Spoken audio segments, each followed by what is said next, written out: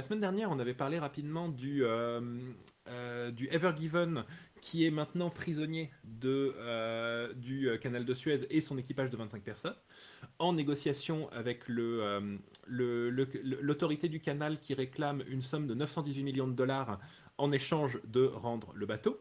Donc, c'est une somme qui est extrêmement élevée, qui n'a absolument aucun rapport avec quoi que ce soit qu'on réclamerait habituellement dans une opération de sauvetage. Enfin, l'opération de sauvetage, les frais de sauvetage sont payés, comme je le disais la dernière fois, à la compagnie de sauvetage, pas au propriétaire du plan d'eau où c'est arrivé. Et donc, ils réclament 300 millions de frais de sauvetage, sachant que ce n'est pas eux qui ont fait le sauvetage, c'est Smith. 300 millions de primes de récupération. Encore une fois, c'est pas eux qui ont fait le sauvetage, c'est une autre compagnie. Et 300 millions de pertes d'image. Ça, pourquoi pas, c'est sorti. Mais enfin, c'est des choses C'est qui des sommes sont. énormes en tout cas. Ouais. C'est des sommes absolument Après, énormes, pardon. même pour le Ouais. transport Ouais. de bateaux. Et surtout, absolument pas justifiées. C'est des sommes qui vont finir devant la compagnie d'assurance.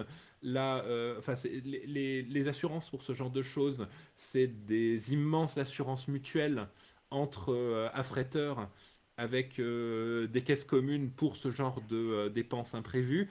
Et ça n'a rien. Enfin, jamais une assurance mutuelle ne va payer avec si peu de justification. Et donc, l'autre truc en fait que je ne savais pas, personne ne les dénonce, ils insistent, personne ne les dénonce.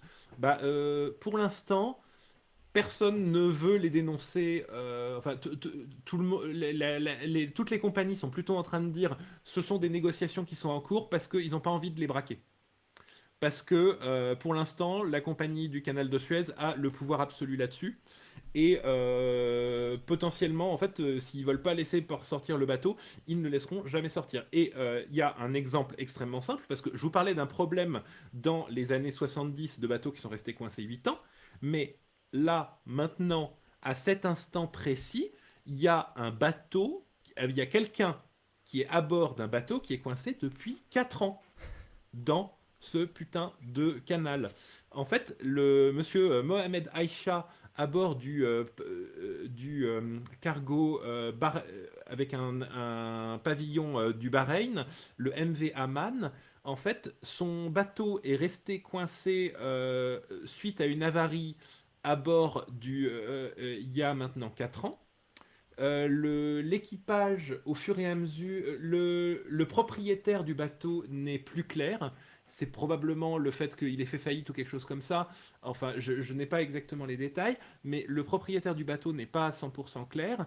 Et l'autorité a décidé de retenir le cargo sans donner l'autorisation à son équipage de partir, le temps que les frais soient payés. Et du coup, au fur et à mesure, ils ont autorisé certains de l'équipage à rentrer, sauf le chef matelot, le matelot chef qui est officiellement légalement responsable du cargo. Donc en fait, depuis 4 ans, en fait, depuis maintenant 2 ans, il est tout seul à bord du bateau. Mhm. Il y a un an, le bateau s'est échoué et abîmé et du coup depuis il n'a plus de diesel, ni plus d'électricité, ni plus d'eau douce. Du coup, pour rentrer, sachant qu'il a le droit d'aller au bord 2 heures par jour max avant que les autorités commencent à lui tirer dessus. Donc, il y a des photos de lui extrêmement flippantes, nageant ou sur des radeaux de fortune pour rejoindre le bord, pour avoir le peu de soutien qu'il peut avoir pour ça. Il est extrêmement affaibli. Il a été vu par un médecin il n'y a pas longtemps qui dit que il ressemble à quelqu'un qui aurait passé plusieurs années en prison à l'isolement, ce qui est assez Ce proche. qui est, ouais. Et, en fait, le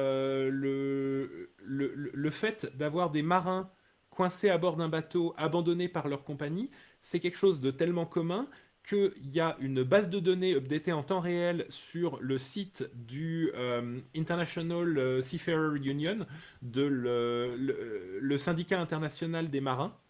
Et en fait, je me suis amusé à regarder un peu. Il y a beaucoup de bateaux. En fait, il y a beaucoup de causes qui amènent qu'un bateau soit abandonné.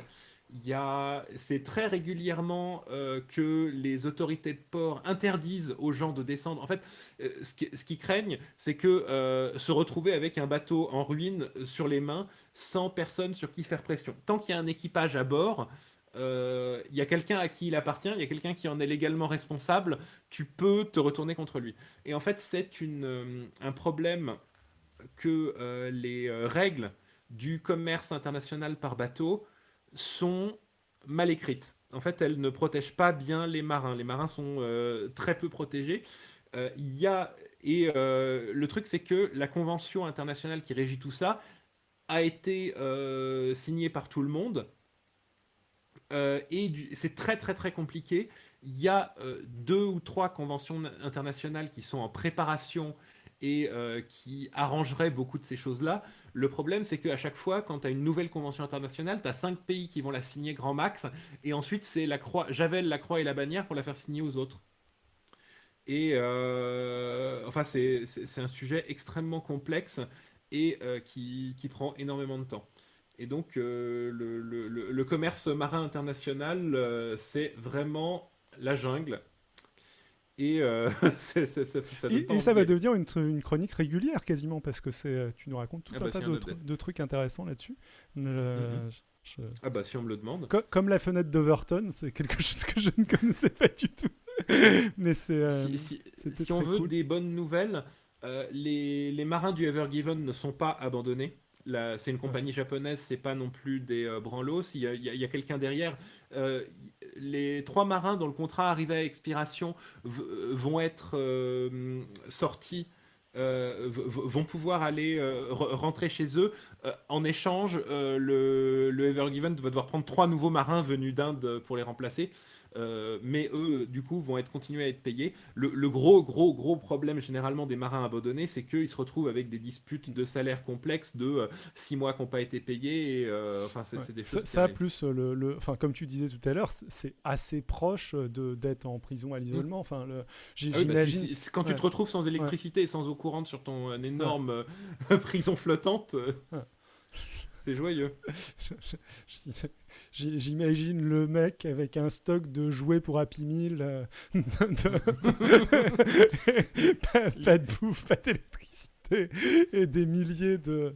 Enfin, ça Alors, ferait, ça pourrait limite faire un film genre Seul sur Mars. bah, Mais mm. Le syndicat le syndicat des marins internationaux, le syndicat international des marins est vraiment, enfin, fait ce qu'ils peuvent pour garder les dossiers en cours et essayer de trouver des résolutions. au passage, bonjour Alexis EM7 dans le chat. Après, tu arrives à la toute fin parce on a quasiment terminé là. Mais Mhm. en tout cas, merci d'être passé.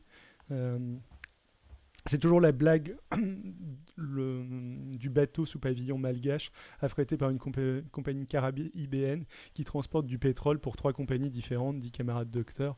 En effet, carrément, et moi ça me fait penser à un autre truc, si je dis pas de bêtises, c'était le pavillon mongol, qui était donc, sachant que la Mongolie n'a pas de côte, n'a pas de côte reliée à aucun océan, aucune mer, etc. Et il me semble qu'à une époque, c'était un pavillon assez utilisé par les braconneurs et les pirates et les gens qui faisaient des trucs assez illégaux, dans la mesure où la Mongolie vendait son pavillon un peu à n'importe qui. J'espère ne pas dire de bêtises. Je n'ai pas du tout vérifié mes sources, je n'avais pas du tout envisagé d'en parler, mais il me semble. Quant à Xaniara nous demande s'il n'y a aucun film qui traite de cette question. J'imagine que non, mais ça me semblerait assez pertinent en fait. Enfin, je trouve Non, ça. je suis d'accord. Je Ouais. connais pas de documentaire. Tous les articles en fait que je lis sont sur vraiment sur des publications à destination des marins et enfin par le monde maritime et pour les marins. Donc il y a peu de, je sais pas trop pourquoi Alors, on n'en parle pas dans les j'ai peut-être médias. Non. éventuellement. Alors, le fait qu'on n'en parle pas dans les médias, je ne sais pas. Le fait qu'on fasse pas de film dessus, à la réflexion, je me dis que c'est peut-être lié à la difficulté à faire des films sur l'eau. c'est assez chaud. Waterworld a C'est été pas faux. une catastrophe pour ça. Pas mal de films de pirates ont été des gouffres financiers à faire à cause de ce genre de problème. Après, genre Pirates des Caraïbes, j'ai l'impression que ça posait pas trop de soucis. Mais pendant longtemps, faire des films en haute mer, c'était très compliqué techniquement pour avoir une caméra stable, pour maîtriser la luminosité qui changeait tout le temps, ce genre de choses. Donc peut-être est-ce en partie pour ça. Je ne sais pas. Puis on en parle peu, et Oui, j'imagine que et c'est peu connu. Ouais, je veux dire, moi, clairement, Mhm. j'avais aucune idée de ça. Là, on Ah, commence moi, à être un petit peu je habitué. savais, Du mais coup, ça surprend moins la j'avais pas deuxième une fois. idée d'à quel point c'était. Mais, Bah, du coup, si parce que vous pour voulez rappel, regarder tu peux peut-être le redire en un mot, mais la flotte jaune, c'est combien? C'est 6 ans, c'est ça 8 ans, 8 ans. 8 Ouais, ans. ouais.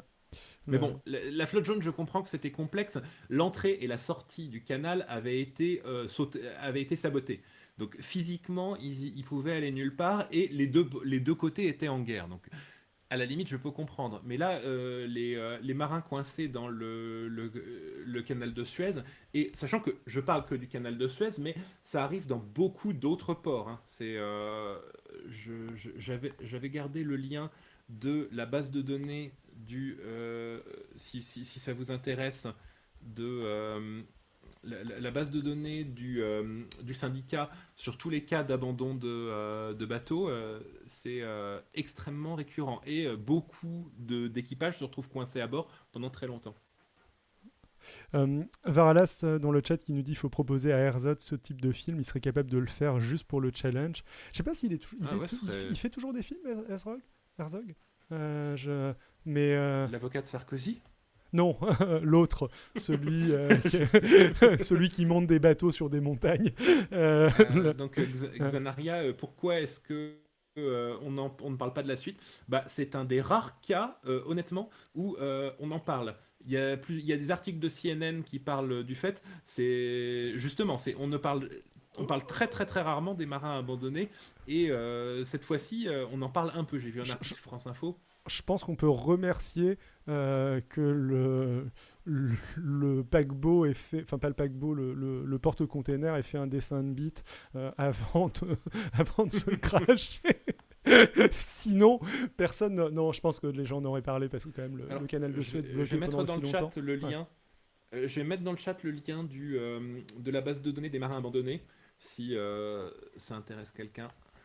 Juste pour regarder un peu, et on peut cliquer sur certaines des affaires, voir combien de temps ça a duré.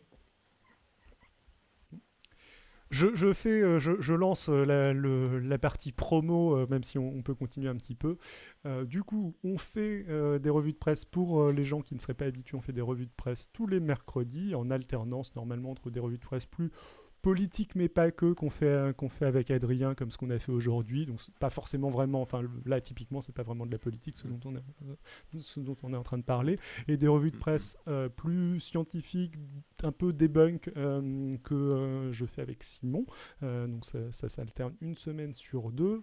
De temps en temps, je stream aussi du jeu vidéo le vendredi soir et à d'autres moments des trucs très divers le dimanche soir.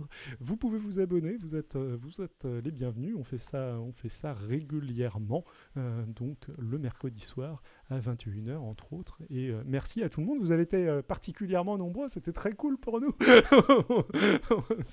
C'était gros merci à tout le monde.